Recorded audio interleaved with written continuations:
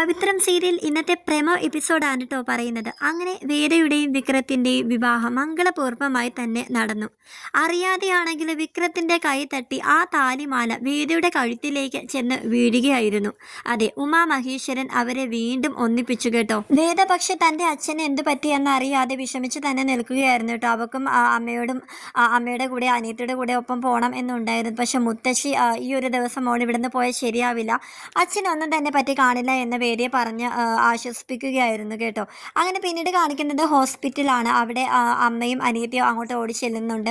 അപ്പോൾ വേദിയുടെ അച്ഛൻ പറയുന്നുണ്ട് ഞാൻ ഓക്കെയാണ്, എനിക്ക് കുഴപ്പം ഒന്നും ഇല്ല എന്ന് പറയുന്നുണ്ട്. അപ്പോഴും അദ്ദേഹം ശ്രീകാന്തിനോട് ഇങ്ങനെ ചൂടായിക്കൊണ്ടിരിക്കുകയാണ്. അതായത് ശ്രീനി സാർ ആ ഒരു ഫോൺ കോളിലൂടെ വിക്രത്തിനെ ആക്രമിച്ചത് ശ്രീകാന്താണ് എന്നുള്ളൊരു കാര്യം അദ്ദേഹത്തിനോട് പറഞ്ഞിരുന്നല്ലോ.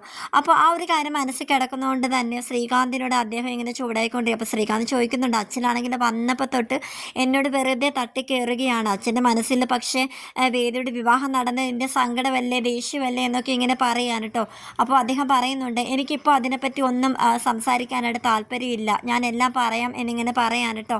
അങ്ങനെ അവർ ഡിസ്ചാർജൊക്കെ ആയിട്ട് വീട്ടിലേക്ക് ചെല്ലുകയാണ്. ഈ വിവരം വേദിയെ വിളിച്ച് പറയുന്നുണ്ട്. വേദ പക്ഷേ അച്ഛനോട് സംസാരിക്കാനായിട്ട് ഫോണിൽ ട്രൈ ചെയ്യുമ്പോഴത്തേക്കും അദ്ദേഹത്തിന് വേദയോട് സംസാരിക്കാനായിട്ട് താല്പര്യമൊന്നും ഇല്ല എന്ന് പറഞ്ഞ് അദ്ദേഹം മുകളിലേക്ക് കയറി പോവാൻ കേട്ടോ. അത് ഭയങ്കരമായിട്ട് വിഷമം വന്ന് വേദ ഇങ്ങനെ കരഞ്ഞുകൊണ്ടിങ്ങനെ ഇരിക്കുകയാണ്. അപ്പോൾ മുത്തശ്ശി വന്ന് പറയുന്നുണ്ട്, മോളെ ഈ കല്യാണ ദിവസം തന്നെ മോൾ ഇങ്ങനെ വിഷമിക്കാതിരിക്കുക, എന്തായാലും അച്ഛനിപ്പോൾ കുഴപ്പമൊന്നുമില്ലെന്ന് അറിഞ്ഞില്ലേ, മോൾ അകത്തോട്ട് വായെന്നും പറഞ്ഞ് അവളെ വീടിൻ്റെ ഉള്ളിലേക്ക് കൂട്ടിക്കൊണ്ട് പോകാൻ കേട്ടോ. അവിടെ എല്ലാവരും കല്യാണത്തിന് വന്ന ആൾക്കാർ വേദിയോട് യാത്ര പറഞ്ഞിട്ട് ഇങ്ങനെ ഇറങ്ങുകയാണ്. ഇതേ സമയം വിക്രമാണെങ്കിൽ എനിക്ക് അത്യാവശ്യമായിട്ട് ഒരാളെ കാണാനുണ്ടെന്ന് പറഞ്ഞ് പുറത്തോട്ട് പോവുകയാണ്. അപ്പോൾ മുത്തശ്ശി പറയുന്നുണ്ട് നീ പുറത്തോട്ട് ഇപ്പോൾ പോവണ്ട, നാളെ ആവട്ടെ എന്ന് പറയുന്നുണ്ട്. പക്ഷെ ഇതുവരെ ഞാൻ അച്ഛമ്മ പറഞ്ഞതൊക്കെ ഞാൻ അനുസരിച്ചില്ലേ, എനിക്കിപ്പോൾ അത്യാവശ്യമായിട്ട് ഒരാളെ കാണാനുണ്ടെന്ന് പറഞ്ഞ് വിക്രം ഇറങ്ങുകയാണ്.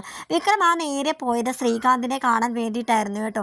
അങ്ങനെ ശ്രീകാന്തിൻ്റെ കാറ് തടഞ്ഞിട്ട് വിക്രം ശ്രീകാന്തിനെ പുറത്തോട്ട് വിളിക്കുകയാണ്. എല്ലാം തനിക്ക് മനസ്സിലായെന്ന് വിക്രം ശ്രീകാന്തിനോട് പറയുമ്പോഴും ശ്രീകാന്ത് വിക്രം നീ എന്നെ തെറ്റിദ്ധരിച്ചു വെച്ചിരിക്കുകയാണെന്നാണ് കേട്ടോ ശ്രീകാന്ത് അപ്പോഴും പറയുന്നത്. അപ്പോൾ വിക്രം പറയുന്നുണ്ട്, എടാ എൻ്റെ കണ്ണുകൾ ഒരിക്കലും എന്നെ ചതിക്കുകയില്ല, ഞാൻ കണ്ടതാടാ, നീ നിൻ്റെ അമ്മയച്ഛനും കൂടിയല്ലേ എന്നെ ആക്രമിച്ചത്, നീ എന്താ വിചാരിച്ചത് ഞാൻ അവിടെ കിടന്ന് മരിച്ചു പോകുമോ എന്നൊക്കെ ഇങ്ങനെ പറഞ്ഞ് ഒരു തർക്കം തന്നെ അവിടെ ഉണ്ടാവുകയാണ് കേട്ടോ.